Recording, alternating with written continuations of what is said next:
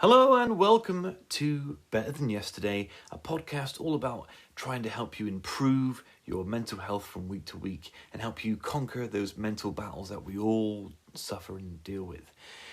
This week I am not joined by Tom Sims. Tom is off pretending to be ill somewhere and skiving. He's shirked his responsibilities.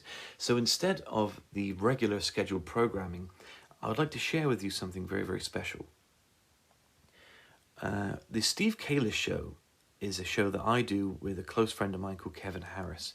And it's all about extraordinary people, extraordinary things, interviewing people with wonderful stories and the triumph of the human spirit. And this week we travelled up to Bristol to speak to Skye Tayton.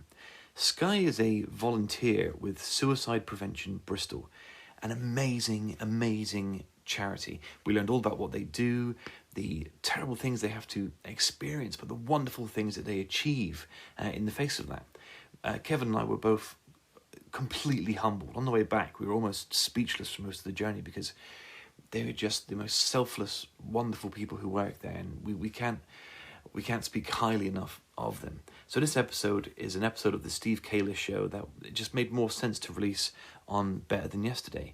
Better Than Yesterday is all about mental health and what can we do to improve it, and these guys are experts at that, and they're fighting a wonderful, wonderful battle, and they need your help. They need donations. They're completely publicly funded. So once you've listened to the episode, or even before, I don't care, go to their Facebook and Instagram at Suicide Prevention Bristol and just show them some support. See what you can do. If you've got a few hours, you want to help them with your time. Anyway, just help out and listen. And that's it. So this is Better Than Yesterday. It's also the Steve Calis show. And here's the interview.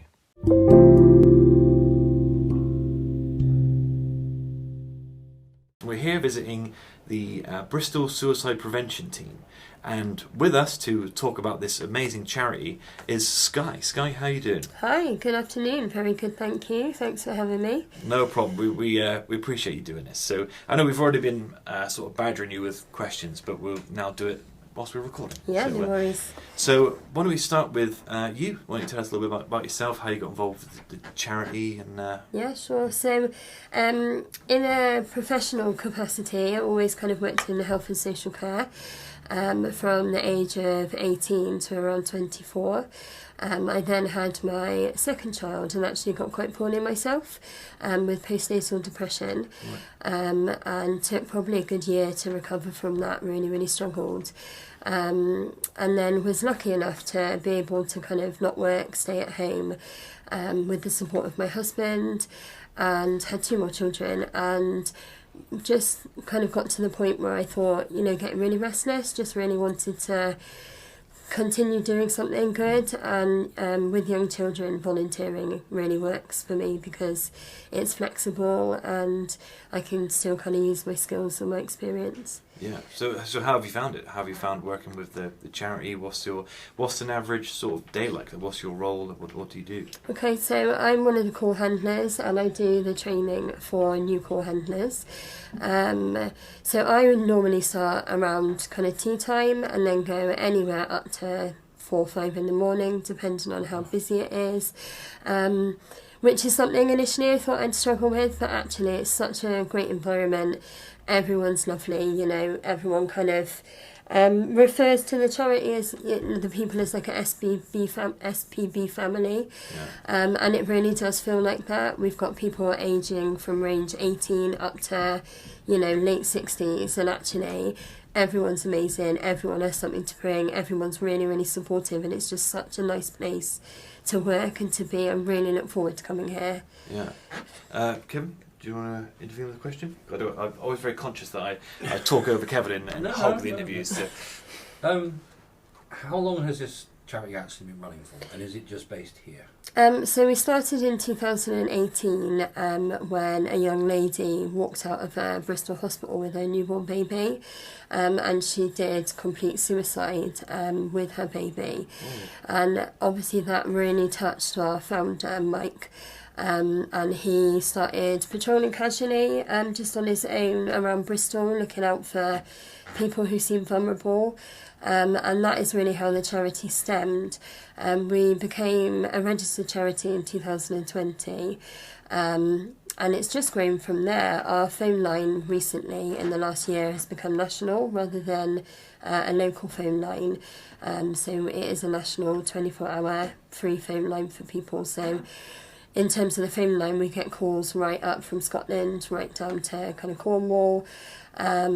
So the phone line is, very much national, and we can help people and signpost them to other support that's available in their area. And as for the patrol teams, we cover the southwest. So our patrol teams will generally kind of walk around Bristol, drive around Bristol to known suicide hotspots.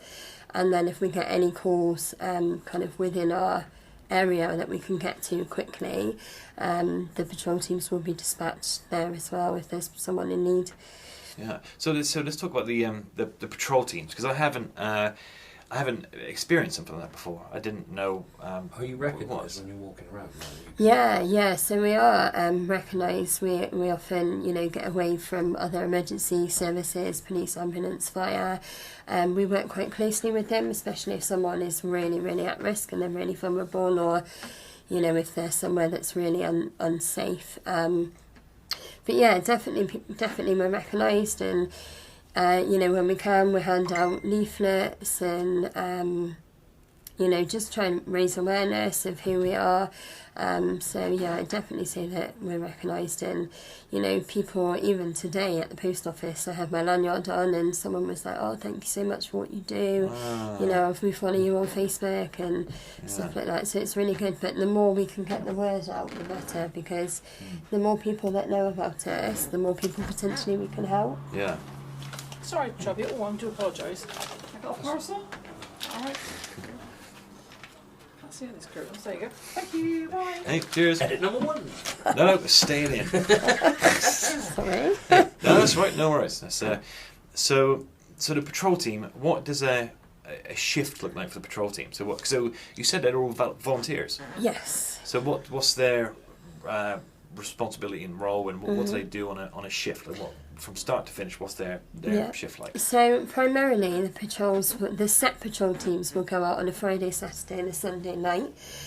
So everyone piles in the office around 8, has a catch up, get all their jackets on, get their radios, get their torches, their body cams, and then anywhere between kind of 3 and 6 members will make up a team, and they'll go out in our marked patrol vehicles.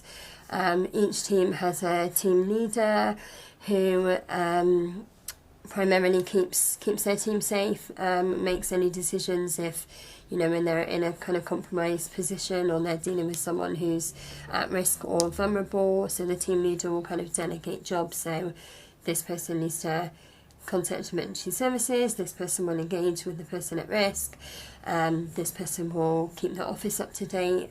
So different teams will go out to different parts of Bristol, have a look around, have a drive around.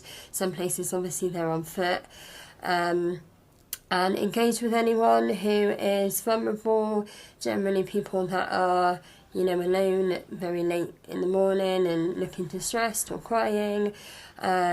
Like I said, people who are in physically vulnerable positions, and just engaging with them. And if someone is at serious risk of suicide and we needed assistance from fire, police or ambulance, obviously our patrol teams or our controller will call for that assistance, and we will stay there as long as we're needed.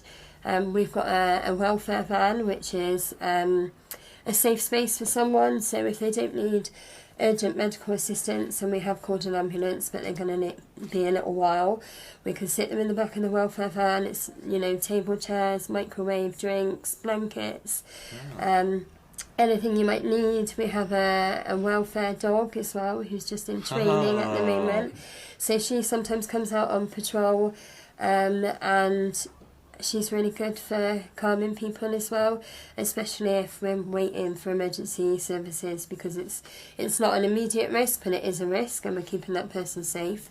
It's often a really good conversation starter as well, helping the pup there. I'd say, yeah. With regards to you say that somebody has to engage with this person, are they given sort of training for that? Or? Yeah, so our patrol teams have specific patrol training, which covers like communication with vulnerable people, but really, you know, there's no script that we have to follow or anything like that. It really is someone with experience in mental health, whether that's personal or professional, talking to someone who's feeling really vulnerable, and literally the power of that conversation is, you know, it's something that you can't train for. I think when people have reached that point, they've spoken to other professionals who are following potentially scripts or do have to say certain things, and actually just having a conversation with someone who has some understanding of what that person is feeling is actually really, really powerful. So is that a common theme for the volunteers? They have experience or empathy, or have experienced a little bit of this themselves? Yeah, absolutely. So whether it's personal experience, or they have a friend or a family member who struggled, or they've worked in a professional capacity, yeah, absolutely. You know, I mean, I'd say 90% to all of our volunteers would have had some kind of experience, and it is really invaluable. You know, whatever that experience is, this is a really safe space for our volunteers as well, and you know, there is a lot of support, because sometimes we are dealing with really high emotive situations, and although having that experience can be really beneficial to the person we're helping, afterwards it can, you know, maybe be quite upsetting to the volunteers. But this is a really safe and lovely supportive space. So I feel like because it is a safe supportive space, our volunteers are kind of happy and willing to share their experience because they feel safe to do so, and it's invaluable, it really is. Moving on from everything you currently do, we're sat here in your rather well-specced control room.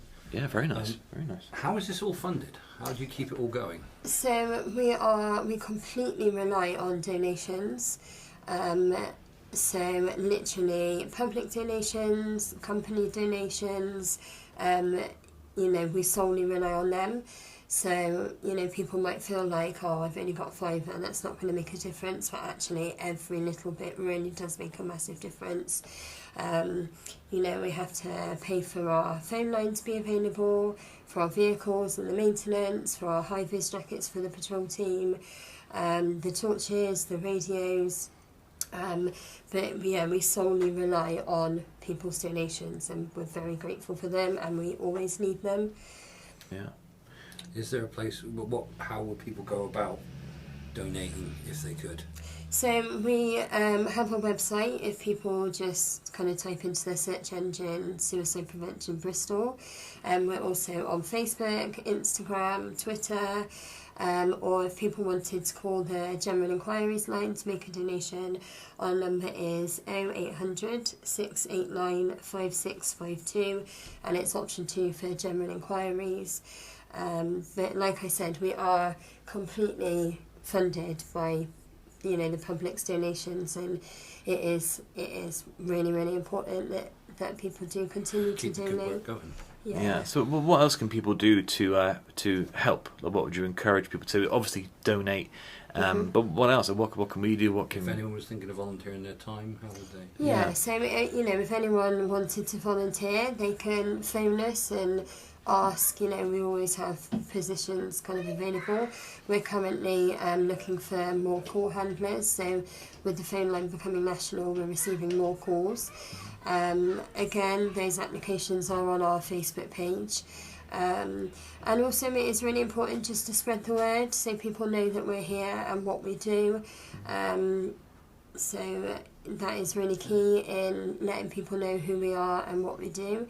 We do attend things like festivals, so we've recently been at the Bristol Love Saves the Day festival. We would normally go to Pride, music concerts, any kind of busy times, especially in town.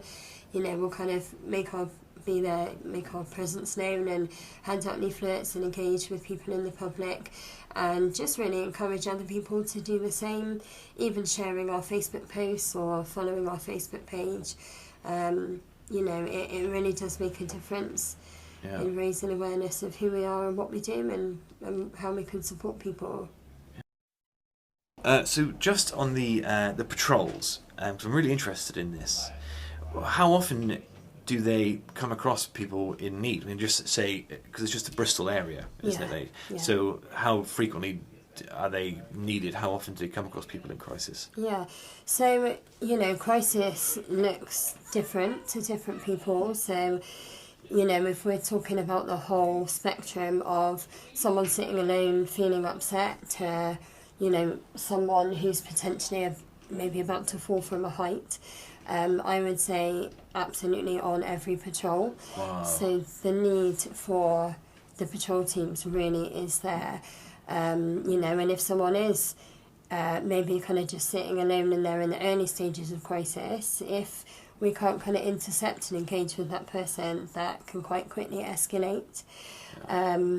So yeah, you know, more often than we'd like. Ideally, we don't like to find people in crisis, but the reality is, you know, very, very often we do. What sort of things what sort of experiences have your patrol guys had? I mean, is this stuff from just finding people upset and vulnerable, and then what's the spectrum of what do they come across? Yeah, so like you said, you know, maybe coming across someone that's kind of sitting alone and they're really upset, and we can kind of support them and make sure they get home safely, right to the other extreme where someone is in a physically very vulnerable position, so potentially they might fall from a height or take action to, you know, try and complete suicide. And in those instances, our patrol teams all work amazingly. And like I said, you know, kind of before, the team leader will delegate jobs. So one person will talk face-to-face, one patrol member will talk face-to-face with that vulnerable person, try and get them back into a safe position so we can engage with them and we can reduce that immediate risk to life. Another patrol member will call emergency services that are needed, and in that example it would be the fire brigade would be called, because we would need to have safe means to get that person back safely if they weren't you know, if they weren't wanting to come down from wherever they were. You know, ambulance as well. And yeah, everyone is just amazing in those situations. You know, I think a lot of people think it's really daunting, but in those circumstances, actually, the patrol teams are amazing. They're very professional, and you know, people do really engage with us. We've actually never had someone who we have been with complete suicide, so we've always managed to get them back into a safe position. And it, you know, that doesn't just take one person. It doesn't just take the person that is, you know, talking to the person who's in crisis. It really does take the whole team, and also our controller and the people in the office and the emergency services working together. But yeah, people do really engage with us really, really well. But you know, we can't be everywhere at all times. We would like to have more people out so we could, you know, engage with more vulnerable people, and maybe even just engage more with those people who are, you know, at that first stage and just feeling really distressed, because if we can intervene then, we can reduce the risk of things escalating to a real crisis situation, because, you know, we are wanting to prevent suicide and increase kind of the mental well-being of people. And if we can come across people who have not reached crisis yet, and we can tell them about things like our phone line and what we do, they're more likely then to reach out to us again. So a lot of it is preventative work. like I said, but yeah, we do come across people in crisis, but really we would absolutely like to intercept people before they reach that point, and in order to do that we need, more volunteers to come out, and in order to get more volunteers we need, as many donations and as many applications as we can. Yeah. God. Do you find that, because you've obviously been running X amount of years, do you find that the numbers are creeping up, or...? So the number of people that are engaging is increasing, and that's really positive. But I wouldn't say that the number of suicide attempts and suicide completions are increasing. And that really does highlight the amazing work that SPB do.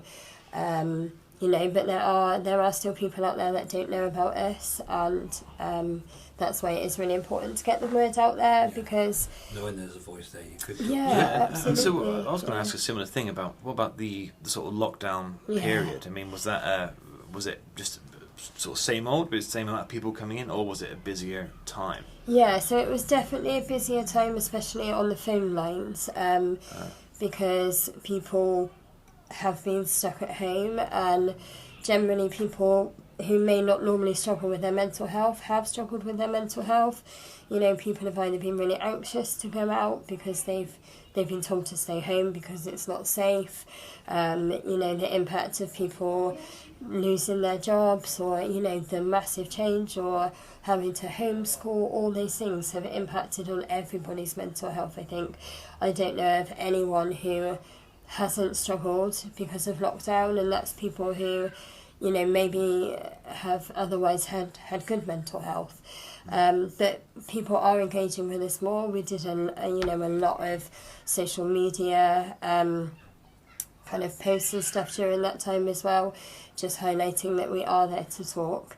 And a lot of people who phone up start the call really, really distressed and in tears, and they kind of see no way out. And sometimes those are people who aren't currently under mental health services, and actually they don't realise that there are a lot of mental health services available. There are a lot of charities, businesses, organisations, medical professionals, mental health professionals, and I think unless someone is already receiving professional mental health support, those people don't necessarily know that support is out there. And part of our job is letting those people know what else is out there, especially if they're calling from outside of Bristol. And 90% of the calls, probably more than that, start with someone really distressed and end with someone feeling a lot more positive. We help them kind of make a plan for the immediate future of who would be good to contact and what other support is available. And just thanking us for our support. And people aren't limited to phoning us once. People can call us as much as they need. I've often said to people, if you need to call us back, that's absolutely fine. We are here, even if it's in half an hour's time. If you're still really struggling, don't feel like you can't call back because you've just spoken to us. Our support is ongoing, and we will support you until you're in a better place. If you do that and you give them their plan, and are you filled in by those other organisations? I.e., we have so and so with us, they're doing this, they are attending, they're doing whatever. Yeah, so no, I mean often we don't kind of hear follow-ups or the outcome. That is something that I personally struggled with when I started, because especially when you're referring, like if someone needs an ambulance, for example, or because you do kind of wonder, were they okay, and am I going to hear from them? Yeah, or if we had to contact the police to help locate a vulnerable person, you do kind of wonder, have they found that person? And occasionally other emergency services will call us back and say, thank you so much for your help, we did find this person and they are safe, but reality is they're just too busy to make those calls back to us. Yeah, but I mean ultimately it's something, I kind of changed my mindset around it and thought, actually I'm part of a team which goes beyond SPB.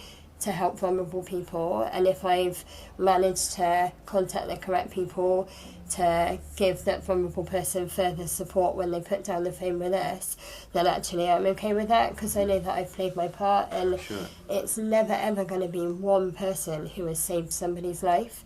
You know, it takes one of the rungs on the ladder. Yeah, absolutely, and you know what, I'm actually just really proud to be part of the bigger picture. Yeah, you're superheroes. Is there a, I mean, in your experience, talking to the patrol people, and is there a more common cause or theme? Is there something that makes you think, God, if only we could root out or fix this aspect of, you know, human nature or society, then people would feel better more broadly? Is there something that keeps popping up that is a concern, where you think, God, but why are people feeling disaffected, or why are people feeling so? I mean, have you noticed anything like that across all the people you've spoken to? I mean, I think there are a lot of services out there for if people have attempted to complete suicide or they have harmed themselves, and there are preventative services, but I feel like we are maybe the only people in between.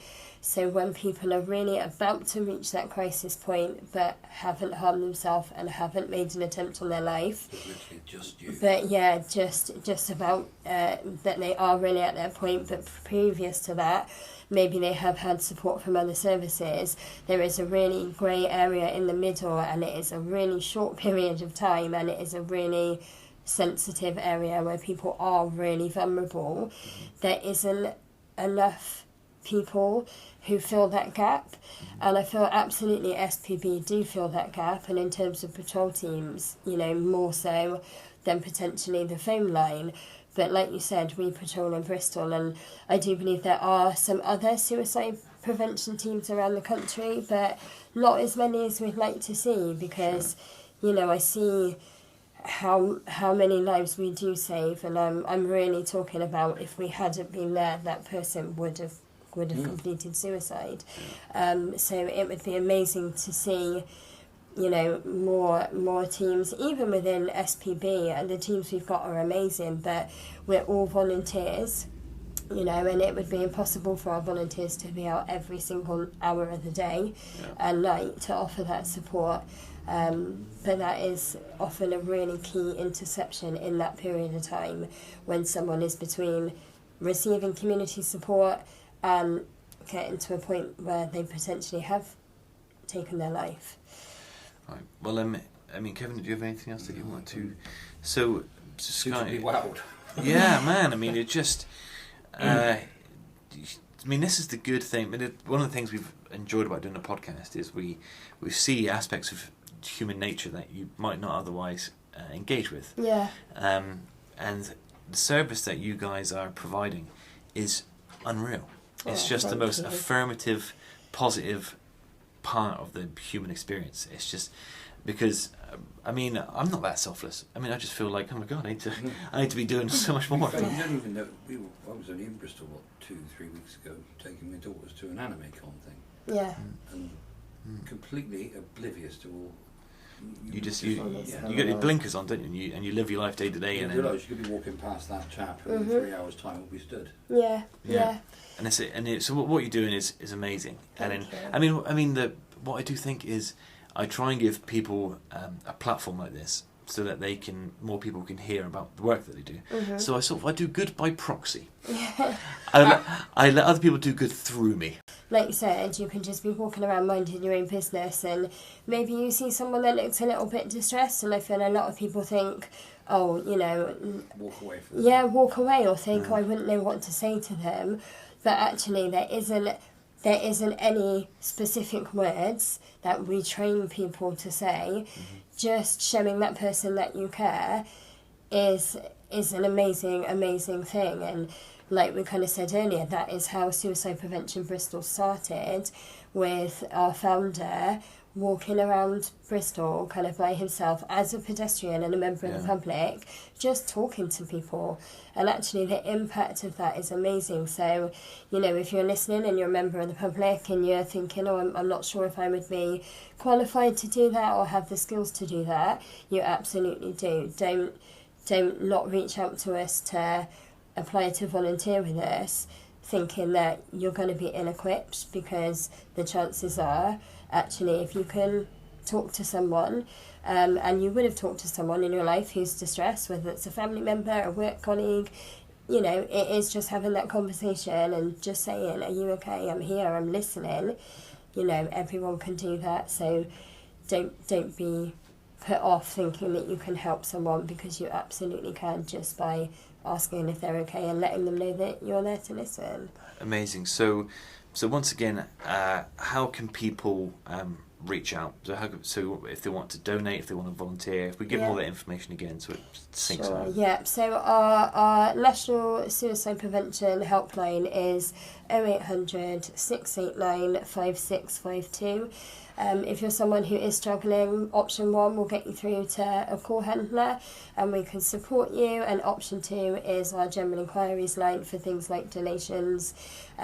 Search for us on Facebook, Instagram, Twitter, and also just Google, and yeah, all our contact details are on there. So amazing. Well, we would just like to say thank you for doing the show, and also thank you for all the work that you do. Your founder sounds amazing. Everyone here is some kind of superhero. I mean, it's amazing what you all do. So. Oh, thank you, and yeah, thank you very much. It means a lot. It's nice to get this kind of feedback. Yeah, no problem. Well, thanks for coming. And so, everyone, if you're listening, please feel free to donate or inquire. Go on the website and help in any way you can. Yeah, do your bit. So, thank you, and we'll see you later on. Thank you very much.